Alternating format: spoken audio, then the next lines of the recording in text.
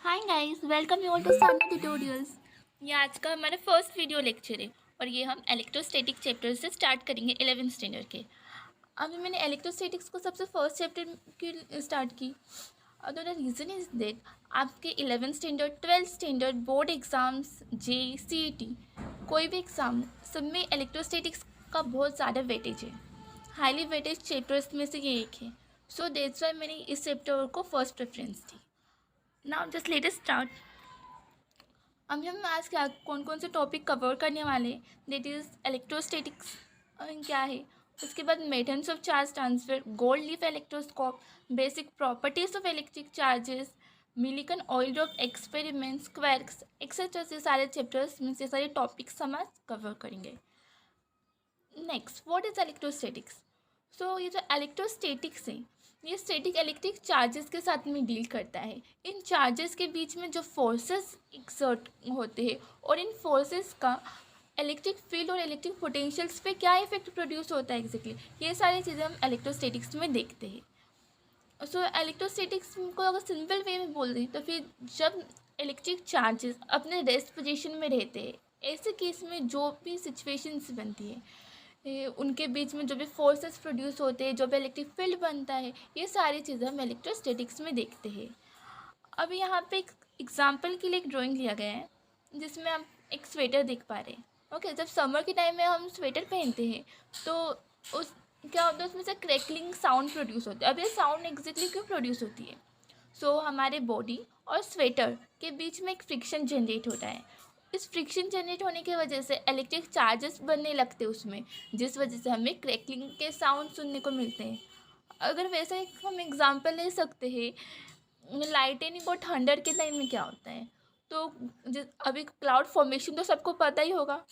अभी जब क्लाउड्स जब बहुत सारे एक साथ में आ जाते हैं तो उनके बीच में भी एक फ्रिक्शन बनता है, जिस वजह से बहुत ही लार्ज अमाउंट में इलेक्ट्रिक चार्जेस फ्लो होते हैं और इन इलेक्ट्रिक चार्जेस के फ्लो के वजह से ये लाइटनिंग या थंडर होता है। अभी नेक्स्ट हम देखते हैं स्लाइड चार्जेस। तो अब ये जो चार्जेस है ये दो पोजीशंस में हो सकते हैं, एक तो ये रेस्ट हो सकते हैं या फिर मोशन में होते हैं। जब चार्जेस रेस्ट पोजीशन में होते हैं उसे हम स्टैटिक्स बोलते हैं, जब मोशन में होते हैं उसे डायनामिक्स बोलते हैं। और दूसरी बात हम बोले तो जब चार्जेस रेस्ट में होते हैं ऐसे केस में एक इलेक्ट्रिक फील्ड बनता है, और जब चार्जेस मोशन में होते हैं तो उससे मैग्नेटिक फील्ड बनता है। अब ये इलेक्ट्रिक करेंट इन तो सबको पता होगा ना, करंट इलेक्ट्रिसिटी। तो ये करंट इलेक्ट्रिसिटी में क्या होता है, इसमें मूविंग चार्जेस इन्वॉल्व होते हैं। ओके, जब चार्जेस मूव करते यानी जब वो अपने मैग्नेटिक फील्ड को जनरेट करते, ऐसे केस में करंट इलेक्ट्रिसिटी प्रोड्यूस होता है। नेक्स्ट, इलेक्ट्रिक चार्जेस ये जो है ना कि बहुत बेसिक प्रॉपर्टी होती है एलिमेंटरी पार्टिकल्स की। अब एलिमेंटरी पार्टिकल्स का नाम आप लोगों ने क्या पहले सुना है? अगर नहीं सुना है तो सुनिए, ये एलिमेंटरी पार्टिकल्स और कुछ नहीं बल्कि प्रोटॉन, इलेक्ट्रॉन, न्यूट्रॉन्स, जो आप बचपन से पढ़ते आ रहे हैं यही है। जो ये सारे तीनों मिला के हमारे एक एटम बनाते हैं और ऐसे बहुत सारे एटम मिलके एक मेटर बनाता है। ये तो समझ में आ गया। Next slide, methods of charge transfer. अब ये चार्जेस ट्रांसफ़र हो कैसे रहे हैं? जैसे कि आपने क्लाउड्स के एग्जांपल में भी देखा कि क्लाउड्स में भी इलेक्ट्रिक चार्जेस बनने लगते हैं, वो इलेक्ट्रिक करंट का फ्लो होता है उसमें भी सेम में भी चार्जेस ट्रांसफ़र हो कैसे? तो एक दो मेन मेथड्स हैं चार्जेस ट्रांसफ़र के, एक तो कंडक्शन है, दूसरा इंडक्शन है। इसके अलावा भी दूसरे मेथड्स भी जैसे कि केमिकल रिएक्शंस के जरिए होता है। सेल्स में अगर आप देखें रिमोट के सेल्स में देखने को मिलता है केमिकल रिएक्शंस उसमें होता है जिस वजह से चार्जेस ट्रांसफ़र होते हैं, और वो जो केमिकल एनर्जी जो था सेल का वो इलेक्ट्रिकल एनर्जी में कन्वर्ट हो गया। दूसरा आप लोग कन्वेक्शन देख सकते हैं, क्लाउड का जो हमने एग्जाम्पल लिया तो वहाँ पे हमें कन्वेक्शन देखने को मिल सकता है। देन डिफ्यूजन देख सकते हैं, हमारे लिविंग सेल्स में जो डिफ्यूजन होता है। तो इस तरह के दूसरे अदर मेथड्स भी है, पर जो मेन टू मेथड्स है that is conduction and induction.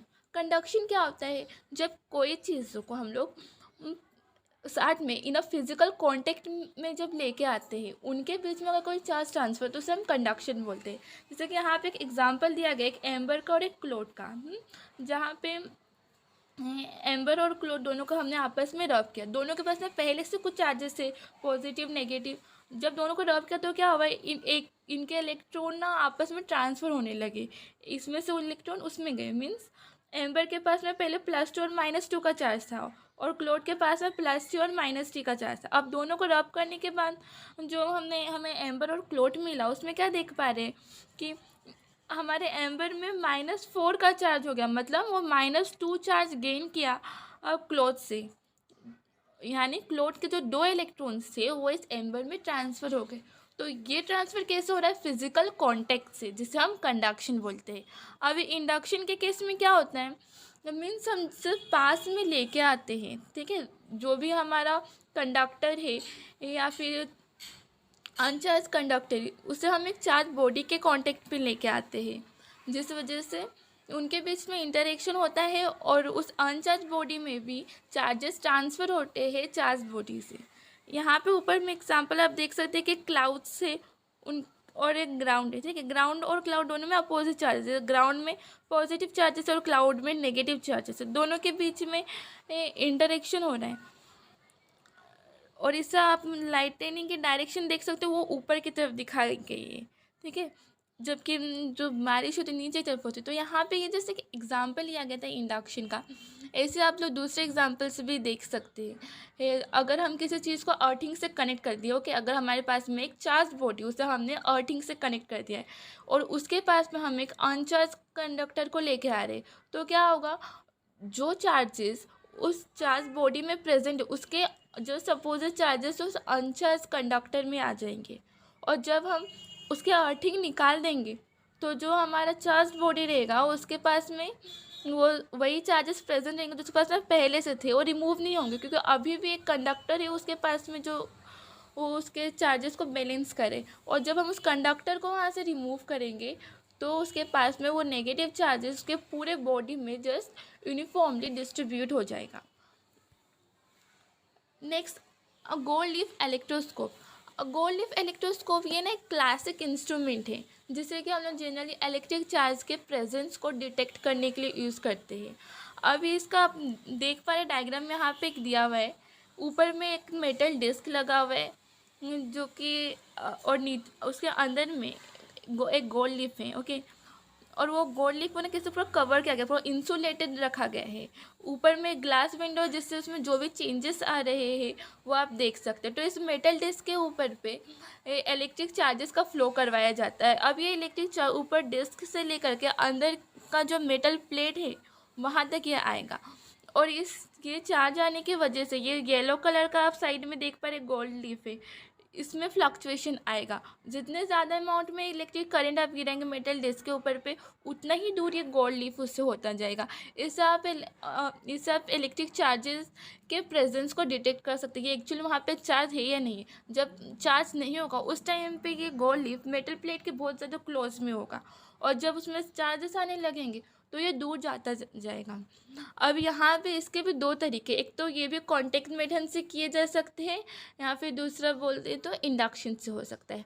Contact method में क्या होगा, जब हम एक चार्ज रोड को इस डिस्क के कांटेक्ट में लेके आते हैं तो ऐसे केस में उस चार्ज वहाँ से चार्जेस ट्रांसफ़र होते हैं इस इलेक्ट्रोस्कोप में और इलेक्ट्रोस्कोप के ज़रिए आगे जाके मेटल प्लेट तक ये चार्जेस पहुँचते हैं, जिस वजह से ये गोल्ड लीफ उससे दूर जाने लगता है। तो ये बहुत ज़्यादा इफ़ेक्टिव मेथड नहीं बोल सकते हैं चार्जिंग के लिए। दूसरा एक मेथड होता है इंडक्शन का, जहाँ पे हम एक चार्ज रोड को एक डिस्क के पास में तो लेके आ रहे हैं पर उसे टच नहीं होने दे रहे डिस्क में, means not in physical contact. और इलेक्ट्रोस्कोप को हम लोग अर्थ कर रहे हैं, द रोड इज़ रिमूव्ड, फिर बाद में हम उस रोड को रिमूव कर देंगे। तो इस मेथड से भी हम यहाँ पे गोल्ड लीफ इलेक्ट्रोस्कोप में चेंजेस देख सकते हैं कि लीफ में किस तरह के फ्लक्चुएशंस आ रहे हैं। नेक्स्ट हम लोग कुछ बेसिक प्रॉपर्टीज़ देखेंगे इलेक्ट्रिक चार्जेस की। उसी में सिर्फ एक फर्स्ट प्रॉपर्टी है कि ये जो इलेक्ट्रिक चार्जेस है this are additive in nature. अब ये additive in nature means what, जैसे कि मासेस के बारे में सबको पता है ना, अगर हमने 2 kg राइस लिए है, 2 kg पोटैटोज़ वगैरह लिए, दोनों को हमने ऐड कर दिया, कितना हो गया 4 kg हो गए हमारे पास में। मीन्स मास को हम लोग सिंपली ऐड कर सकते हैं। जिस तरह से हम मासेस को ऐड करते हैं उसी तरह से हम चार्जेस को भी ऐड कर सकते हैं, ओके। अब ये चार्जेस ऐड कैसे होंगे? So the total electric charge on an object is equal to the algebraic sum of all the electric charges distributed on different parts of the object. ठीक है, एक ऑब्जेक्ट हमें मिला है, उसके ऊपर हमें टोटल इलेक्ट्रिक चार्ज निकालना, तो कैसे कैलकुलेट होंगे? उस ऑब्जेक्ट के ऊपर पे जितने भी इलेक्ट्रिक चार्ज डिस्ट्रीब्यूट किए गए, चाहे वो प्लस हो माइनस हो वॉट एवर, उन सब का हम लोग एल्जेब्रिक समेशन कर देंगे। एक खास चीज़ का ध्यान रखा जाता है कि ऐसे केस में हम चार्जेस के साइन को कंसिडर करते हैं, वो साइन प्लस है या माइनस है, इसे साथ में देखना पड़ता है। ओके, अगर कोई दो बॉडी हमारे पास में, दोनों के पास में इक्वल एंड अपोजिट चार्जेस है, तो ऐसे केस में जो नेट चार्ज रहेगा हमारे सिस्टम को कितना होगा? तो ज़ीरो, सिंपल। फॉर एग्जांपल, अगर एक ऑब्जेक्ट के पास में +20 चार्ज है और दूसरे के पास में -20, तो जो टोटल अलजेब्रिक समीशन करेंगे इन दोनों का +20 प्लस -20 कितना हो जाएगा? सिंपली 0। अभी नेक्स्ट यहाँ पे ये मास और चार्ज के बीच में थोड़ा सा डिफरेंस दिया गया है कि जब भी हम मास निकालते किसी चीज़ का हमेशा पॉजिटिव ही होता है, मास कभी भी नेगेटिव नहीं हो सकता। हम ये नहीं बोल सकते कि हमने -20 kg ऑफ राइस लिए, we can't say never.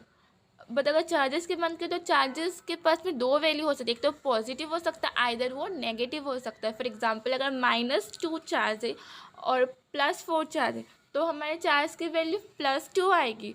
But वही अगर हमारे चार्ज के पास में +2 एंड -4 है, तो ऐसे केस में -2 आएगा। तो इस तरह से charge positive as well as negative both हो सकते हैं। नेक्स्ट हम एक प्रॉपर्टी देखी जाए, जो टोटल मास निकलता है वो किसी भी ऑब्जेक्ट का हमेशा पॉजिटिव रहता है, बल्कि जो मीन्स अगर भाई हम चार्ज के बारे में बोलें तो फिर टोटल चार्ज ऑब्जेक्ट का पॉजिटिव, ज़ीरो या फिर नेगेटिव कुछ भी हो सकता है। ज़ीरो का जस्ट अभी हमने एग्जांपल लिखी कि अगर इक्वल एंड अपोजिट चार्ज देंगे तो ज़ीरो आएगा। तो ये एक फर्स्ट प्रॉपर्टी होगी। अभी ऐसे दूसरे प्रॉपर्टी की बात करेंगे, क्वेंटाइजेशन ऑफ चार्ज। क्वेंटाइजेशन का मतलब क्या होता है? Discrete nature of charge. अगर आप लोगों ने नंबर लाइन को ध्यान में रखा होगा, आपको पता होगा राइट साइड में +1 +2 +3 रहता है, लेफ्ट साइड में जाएंगे तो -1 -2 -10 सो ऑन रहेगा, और इन बिटवीन हमारा ओरिजिन दैट इज़ 0। अभी इस केस में क्या होगा? अगर हम लोग एक एक पॉइंट, अगर स्केल का अगर हम एग्जांपल ले रहे, तो वहाँ पर हमने एक एक पॉइंट को कंसीडर किया कि 0.1 0.2, इस तरह से अगर हम जाते तो ये ना एक कंटिन्यूस नेचर होता है, ठीक है। पर अगर हमने डायरेक्टली सिर्फ जो फिक्स नंबर है उनको अगर ध्यान में देखा 1 2 3, तो ये क्या डिस्क्रीट नेचर हो रहा है। तो यहाँ पे क्या बताया जा रहा है कि चार्जेस क्वेंटाइज होते हैं मतलब क्या? हम चार्जेस को ऐसा नहीं बोल सकते कि ये हाफ चार्जेस है, ये 1/4 ऑफ चार्ज है, we can't say this, never. Charges कैसे रहेंगे? एक तो वो 1 रहेगा, 2 रहेगा, 3 रहेगा, 4 रहेगा and so on, means charges are quantize. तो यहाँ पर सिर्फ इतना ही बताया गया है कि जो कोई भी हम चार्ज ऑब्जेक्ट ले रहे हैं, ठीक है, उसके चार्जेस को हम लोग इंक्रीज या डिक्रीज कर सकते हैं इन मल्टीपल ऑफ ई। ई क्या है यहाँ पे? तो हमारा जो इलेक्ट्रॉन का चार्ज है ना, एक सिंगल इलेक्ट्रॉन का चार्ज, उसे हमने ई से डिनोट किया है, और इसकी वैल्यू कितनी होती है? तो 1.6 × 10⁻⁻19 कूलम। अभी यहाँ पे एक बहुत बड़ी सी थ्योरी दी गई है, मिलिकन्स एक्सपेरिमेंट, जो हम आगे एट द एंड हम लोग देखने वाले हैं। बट फर्स्ट थिंग यहाँ पे ध्यान में रखिए कि चार्जेस आर क्वेंटाइज। नेक्स्ट अगर हम एक और पॉइंट दिखा देते हैं, Q equals to n e. Q क्या है? यहाँ पे हमारे चार्ज, किसी भी चीज़ का जो चार्ज होता है, it is number of electrons into जो चार्ज रहेगा हमारे 1 इलेक्ट्रॉन का। Conservation of charge, conservation of charge यहाँ पे क्या देख रहे हैं कि अगर हम लोग कोई भी प्रोसेस करें जिसमें से चार्जेस ट्रांसफ़र होते हैं सिस्टम के एक पार्ट से दूसरे पार्ट में, ऐसे केस में जो सिस्टम का टोटल चार्ज रहेगा वो हमेशा कांस्टेंट रहता है। ये कंजर्वेशन ऑफ चार्ज जैसे यहाँ पे दिया है, सेम आप लोगों ने कंजर्वेशन ऑफ मास अपने प्रीवियस स्टैंडर्ड में पढ़ा होगा, यहाँ पे केमिस्ट्री में भी देखा होगा। ओके, तो यहाँ पे हमने क्या कि एग्जांपल के लिए ग्लास लिया और एक सिल्क क्लॉथ लिया, दोनों को रब किया। अब इससे क्या होंगे? दोनों में से चार्जेस ट्रांसफ़र होंगे एक दूसरे में, लेकिन इससे जो हमें जो टोटल चार्ज मिले ओवरऑल सिस्टम का वो कंजर्व रहेगा, वो चेंज नहीं होगा। चार्जेस एक ऑब्जेक्ट दूसरे ऑब्जेक्ट में ट्रांसफ़र हो सकते हैं, लेकिन जब टोटल चार्ज नेचर निकालते हैं वो पूरे सिस्टम का, वो हमेशा सेम ही आएगा। अगर एक आइसोलेटेड सिस्टम हमने कंसिडर किया है जहाँ पे बाहर से कोई भी चार्जेस आ या जा नहीं सकते, ऐसे केस में जो टोटल चार्ज रहेगा उसे ना ही हम क्रिएट कर सकते हैं और ना ही हम डिस्ट्रॉय कर सकते हैं। अगर सिंपल वर्ड्स में बोलें, then total charge of an isolated system is always conserve. तो बस ये सिंपल सी कंजर्वेशन थ्योरी थी चार्जेस की। अभी नेक्स्ट है फोर्सेस बिटवीन चार्जेस। अभी चार्जेस के बीच में किस तरह के फोर्सेस एग्जिस्ट करते हैं। तो जब भी हम किसी दो चार्ज ऑब्जेक्ट को पास में लेकर आते हैं तो वो एक तरह का फोर्स ऑफ अट्रैक्शन या फिर वो रिपल्शन उनमें देखा जाता है। अब ये अट्रैक्शन रिपल्सन किन बेसिस पे होगा, तो जब भी दो अनलाइक ऑब्जेक्ट्स हमारे पास में, अगर एक के पास में चार्ज प्लस क्यूब है, दूसरे के पास में चार्ज माइनस क्यूब है, ऐसे केस में उनके बीच में अट्रैक्शन होगा तो वो अट्रैक्टिव फोर्स एक्सपीरियंस करते हैं। चार्जेस दोनों माइनस क्यू है या फिर दोनों प्लस क्यू है, इस केस में वो फोर्स ऑफ रिपल्शन एक्सपीरियंस करते। So this is simple forces between charges. अभी next we are going to see यार मिलिकन ऑयल ड्रॉप एक्सपेरिमेंट। तो इस एक्सपेरिमेंट में एक्चुअली क्या किया गया है, ये एक चेम्बर लिया गया है, उसका ऊपर का पार्ट हम जो दिख पा रहे हैं वो अपर चेम्बर है, नीचे का पार्ट लोअर चेम्बर है। उसमें एक एटोमाइज़र फिक्स किया गया और उस एटोमाइज़र के अंदर में ऑयल मिस्ट भरा है। बीच में से जो दोनों चेम्बर्स के बीच में से एक प्लेट है, ओके, एक मेटल प्लेट है, उस मेटल प्लेट में एक स्मॉल होल किया गया है। उसके लोअर चेम्बर में राइट साइड में व्यूइंग माइक्रोस्कोप है और वही लेफ्ट साइड में एक लाइट सोर्स लगाया गया है। अब इसमें क्या देख पा रहे हैं कि जब हम एटोमाइज़र से ऑयल मिस्ट हम डाल रहे हैं हमारे अपर चेम्बर के अंदर, तो ये धीरे धीरे करके ये नीचे की तरफ जा रहा है उस स्मॉल होल से। और वहाँ पे क्या हो रहा है, ऑयल ड्रॉप के मोशन में जैसे चेंजेस आ रहे हैं उसके रिस्पेक्ट में हम इलेक्ट्रिक फील्ड को कैलकुलेट कर रहे हैं। और ये किसने किया था, तो ये अमेरिकन फिजिसिस्ट रॉबर्ट ए मिलिकन, इन्होंने ये एक्सपेरिमेंट कंडक्ट किया था 1909 में। और इस एक्सपेरिमेंट से उन्होंने ई की एक्यूरेट वैल्यू फाइंड आउट करने की कोशिश की है। उन्हें क्या मिला कि जितने भी ड्रॉप्स है जिनके पास में चार्जेस है, ये सब के सब एक सिंपल मल्टीपल है एक ही सिंगल नंबर के। That number is nothing but charge of electron. तो the force on any electric charge in an electric field is equal to the product of the charge in the electric field। ये theory भी उन्होंने इस experiment से find out की, जहाँ पे हम क्या देख रहे हैं, तो F is equals to Q into E. मीन जो टोटल फोर्स रहेगा किसी भी चार्ज ऑब्जेक्ट के ऊपर पे, वो उस चार्ज को मल्टीप्लाई करेंगे हम जब उसके इलेक्ट्रिक फील्ड से, तो इसे हम कैलकुलेट कर सकते हैं। अभी जो इलेक्ट्रिक चार्जेस है, this are basic natural units. Okay, the amount of voltage needed to suspend a droplet is use along with its mass to determine the overall electric charge on the droplet. Means हर एक droplet के ऊपर पे कितना total charge आ रहा है ये calculate करने के लिए उस ड्रॉपलेट की स्पीड क्या थी, उसकी वोल्टेज क्या थी, उसके मास क्या, ये सारी चीज़ों का उन्होंने यूज़ की। जैसे एट द एंड ई की एक्यूरेट वैल्यू फाइंड आउट की गई। Okay, so next and the last line quarks. तो क्वेर्क्स में हम लोग क्या देख रहे हैं, क्वेर्क होना क्या, तो it's a type of elementary particle. देखिए एक तरह का एलिमेंटरी पार्टिकल, जैसे जैसे अभी तक आपने प्रोटॉन न्यूट्रॉन इलेक्ट्रॉन को दिखाया, सेम वैसे ही क्वेर्क्स भी एक तरह का एलिमेंटरी पार्टिकल होता है and it's a fundamental constituent of matter. ये जो क्वेर्क्स होते हैं कभी भी सिंगल फॉर्म में एग्जिस्ट नहीं करते, ये हमेशा कंबाइंड फॉर्म में मिलते हैं, वो कंपोजिट पार्टिकल्स के फॉर्म में मिलते हैं जिसे कि हेड्रोन्स कहते हैं। और यही हेड्रोन्स का एग्जांपल हम ले सकते हैं प्रोटॉन न्यूट्रॉन, ये सब क्या, तो ये सारे हेड्रोन्स हैं। अब एक प्रोटॉन कैसा बनता है, तो एक प्रोटॉन में दो अप क्वेर्क्स होते हैं और एक डाउन क्वेर्क होता है, इस टोटल 3 क्वेर्क से बना हुआ एक प्रोटॉन होता है। तो क्वेर्क्स की अगर हम बात करें तो पहले शायद आपने नाम नहीं सुना होगा, अभी फर्स्ट टाइम आपने नाम सुने, एक शॉर्ट में आपकी बुक में भी दिया हुआ है, तो मैं इसको थोड़ा और डीप में एक्सप्लेन कर रही हूँ कि क्वेर्क एक तरह का एलिमेंटरी पार्टिकल होता है। क्वेर्क आपको 6 फॉर्म में मिल जाता है, up down strange charm top bottom. और हर एक एलिमेंटरी पार्टिकल चाहे प्रोटॉन है इलेक्ट्रॉन हो न्यूट्रॉन हो वॉटेवर, वो हर एक चीज़ बहुत सारी क्वेर्क से बना होता है। और ये क्वेर्क कभी भी आइसोलेटेड स्टेट में नहीं मिलेंगे। इनकी जो फ्रैक्शनल इलेक्ट्रिक चार्ज की वैल्यू होती है दैट इज़ +2/3 एंड -1/3 ओके। और ये जनरली ये जो क्वेर्क्स होते हैं वो कलर्ड कंपोनेंट होते हैं। ओके, इनके पास में अपना खुद का एक कलर होता है। इनका जो स्पिन नंबर होता है वो हाफ होता है 1/2 और जो बेरियो नंबर होता है इट्स -1/3। एक हेड्रोन की बात कर देना, हेड्रोन का अगर हम एग्जांपल लें तो फिर वो बेरियंस हो सकता है या फिर मेसोन्स हो सकता है। मेसोन्स को ही हम लोग क्वेरग्लुओन प्लाज्मा भी बोल सकते हैं। Thank you so much. Please like share and subscribe the channel. And अगर कुछ भी आपको इसमें मिस्टेक लगे या फिर आपको ऐसा कुछ लगे कि इसमें और कुछ चेंजेस लाने चाहिए, देन प्लीज़ कमेंट।